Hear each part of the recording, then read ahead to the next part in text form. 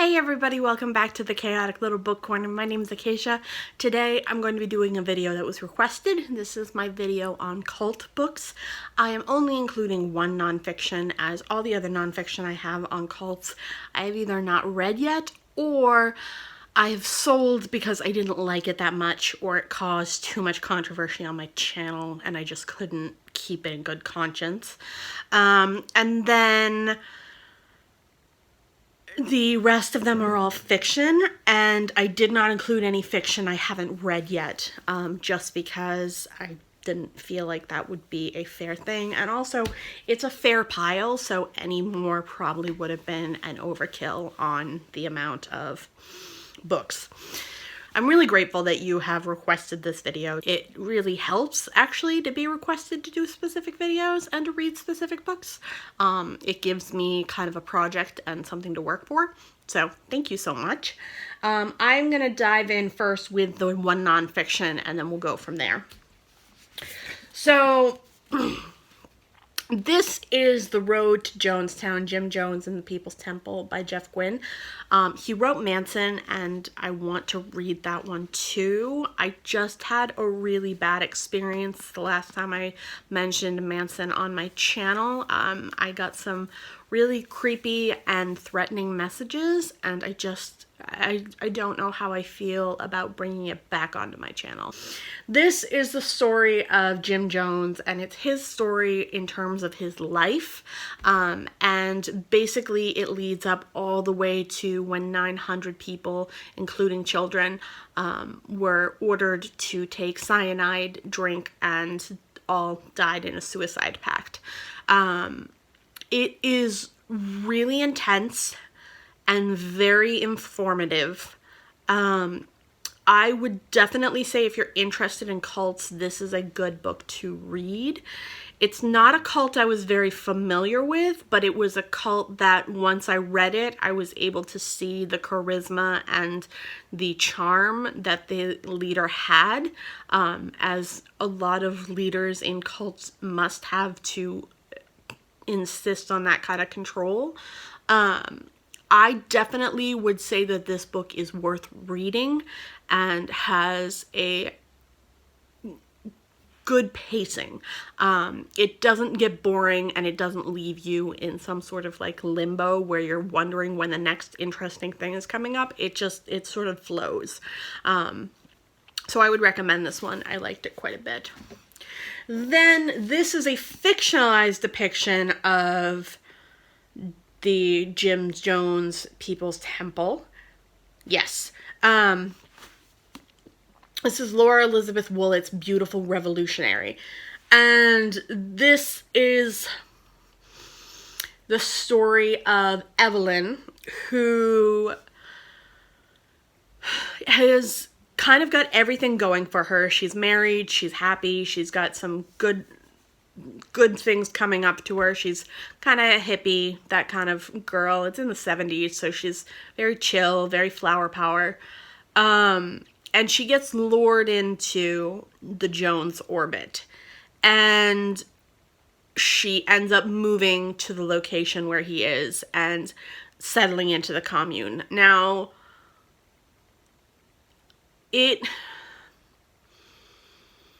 knowing how the nonfiction ends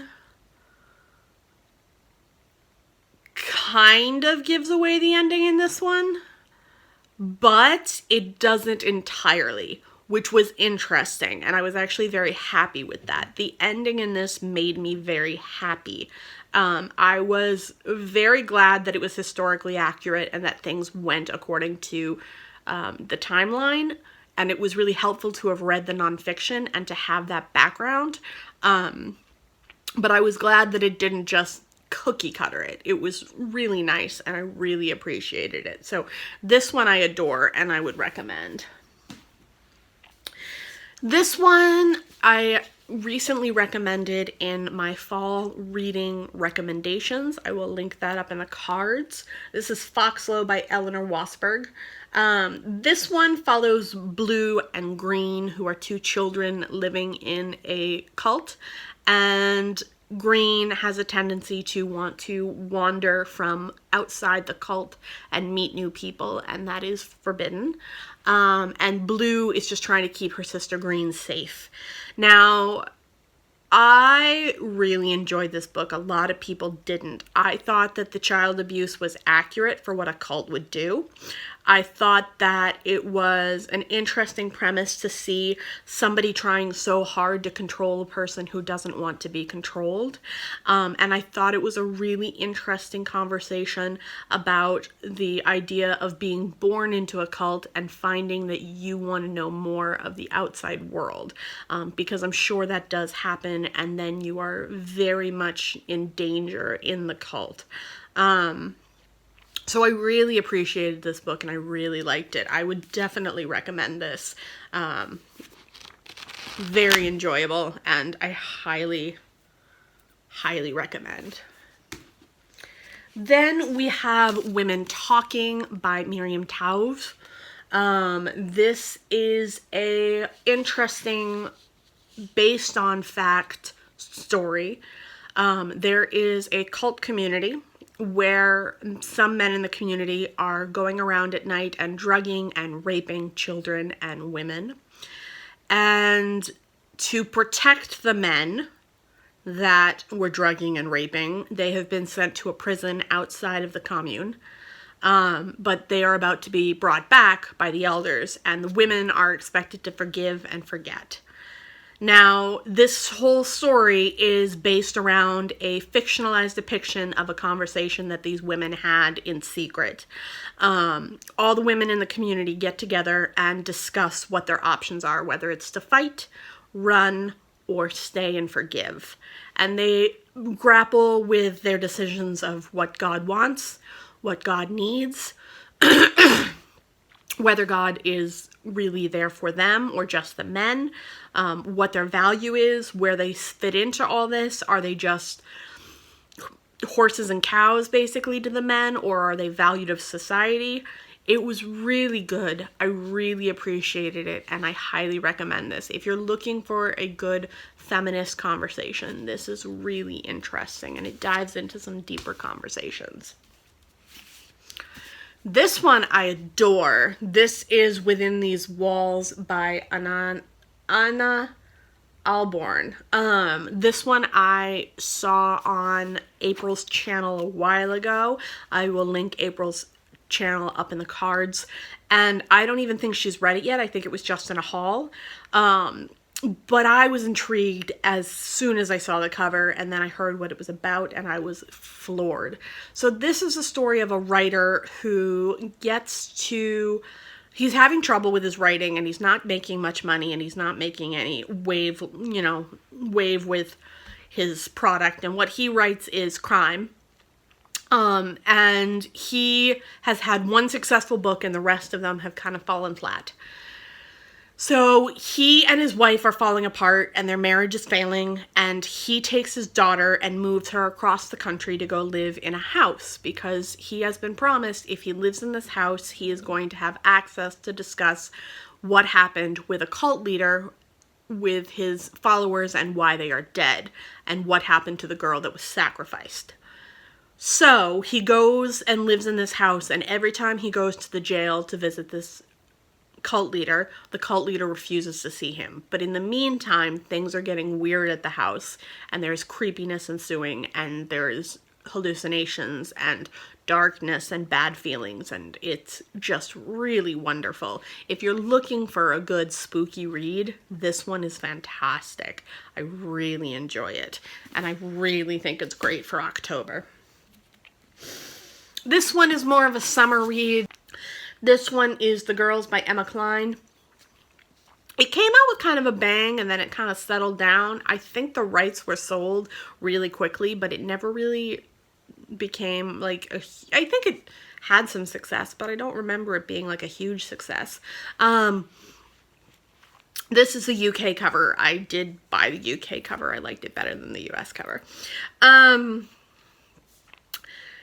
This is a Manson retelling.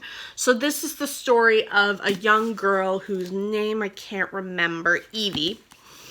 And Evie is a young girl during the time of this community being formed, and she meets some girls, and she wants nothing more to be just like those girls and just be flowy and lyrical and wonderful and all peace and love. And so she follows these girls and gets mixed up in their cult. And you follow her through what these people do and any danger they cause and any murders they cause and all of that, and her reasoning and her logic behind staying with them. It's interesting. I really liked it. I liked it better the second time around than I liked it the first. I think that the hype having gone down really helped me dive into it a little more solidly. And I feel like it's a better story after you've kind of sat with it for a while. So I waited about a year and a half before I read it a second time, and I was really happy with what the end results were. So I would recommend that one. This one I've read and I really enjoyed. This is Gather the Daughters by Jenny Melamond. This one is interesting. So it's got that female dystopian kind of vibe.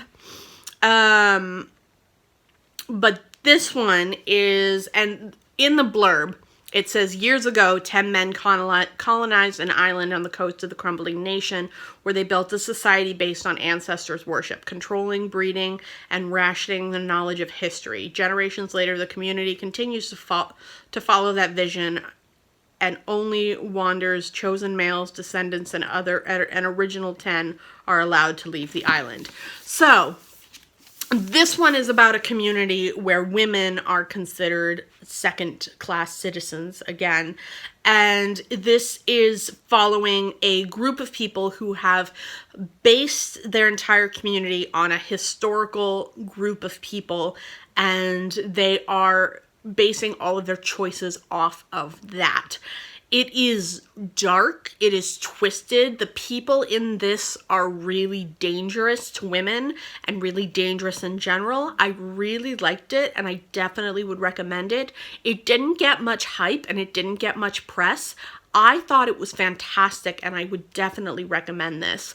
I really enjoyed it, and the way that these women are written and the fear that they have of falling out of place and not being able to achieve their goal of being a mother and a wife and the correct thing is really interesting, and I really liked it. So that's a definite yes. This one is very strange. This is Heartbreaker, a novel by Claudia Day. I was very much intrigued by this, and I felt like I wanted to read more of her books, and I haven't been able to get my hands on any others. This one is...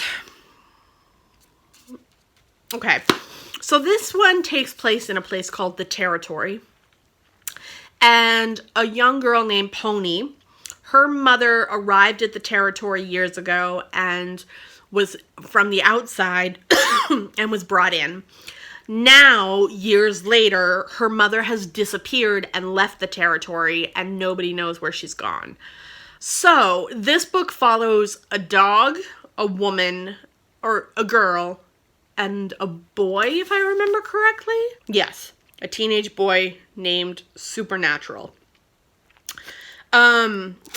It's really interesting. I enjoyed this immensely. The boy's narration didn't really stick with me that much, but Pony's did and the dogs did. I would recommend this if you're interested in cults. I think it's a really interesting conversation about what happens when a person abandons the cult and leaves and takes their own choice of life. And what happens to the people left behind.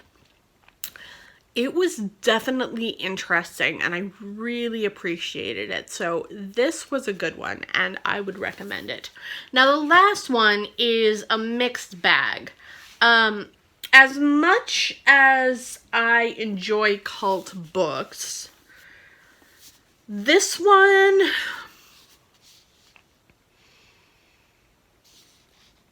I liked. I didn't love. I didn't feel as connected to it. And I also didn't feel it was as relevant to the cult conversation. So this follows more of a female cult, and it talks about their ideas of perfection and living in the ideal world and society and how that works. And it's about a girl who brings another girl in, and then they decide that it's not for them. It's along the same line as a lot of the other ones. It works pretty well. But it was predictable, and it felt similar to a lot of the other cult books I'd read that I liked better.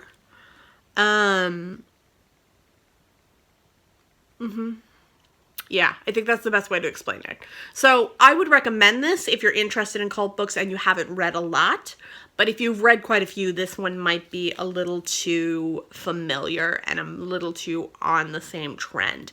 I like it, and I'm going to keep it on my shelf. I did have to order it from the UK. If you don't have access to it in the UK with free shipping, don't do it. It's not worth buying with the extra shipping. I honestly wouldn't even buy it off of Book Depository. I would say either wait till it comes out in the US or just skip it altogether. It's fine. It really is, but it's not worth full price, and it's not worth buying at an excessive amount of money. So those are all the books that I've read on cults. That is, I mean, that's probably all of them. I might have a couple that I missed. I'm sorry, this cough is terrible. So yeah, I like books about cults, as you can see. If anyone has any recommendation of other books about cults, let me know. I know there's been 2 or 3 other ones that I've read that I've actually gotten rid of because I didn't like them and I thought they weren't accurate enough. I myself have never been in a cult, which is fair to say. So I don't know as much about living cult life, but I do know a little bit about what a small community with a hatred for the outside world and a very small-minded target looks like. That's what I grew up in, and I know it very well. So I have a glimpse into that kind of intensity. Yeah, that's about the closest I get. But that is everything. I post videos every Tuesday and Thursday. If you like this video, give it a thumbs up. If you loved it, click that subscribe button down below. I'm going to post my Patreon and my blog down in the description for you to go and see. I did post a blog recently discussing top 5 YA books that I enjoyed, so go check that out. I would love to say thank you to my Patreons. Thank you to my subscribers. I love you all. You guys are fantastic. I will talk to you in the comments, and I'll see you in my next video. Bye.